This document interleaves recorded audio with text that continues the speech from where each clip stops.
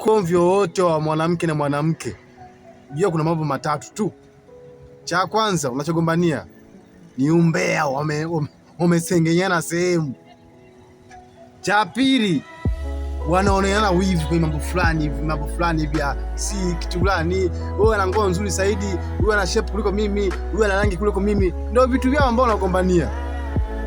Jambo la tatu na la mwisho, wamechukuliana mabwana. Yaani wanaume ukikuta wanagombania swala moja tu, pesa. Yaani mwanaume na mwanaume kuchukuliana demu hawezi kufanya kwamba kwa maadui milele, lakini mwanamke na mwanamke kitakachofanya wawe maadui milele ni kuoneana wivu tu. Yaani hicho kitu ndio kinawamaliza wanawake, wivu tu. Lakini wanaume kitu kimoja tu, pesa. Yaani ukimwona mwanaume kweli anagombana na mwanaume mwenzie mpaka wanakuwa maadui wa kufa na kuzikana, ni kwa sababu ya pesa.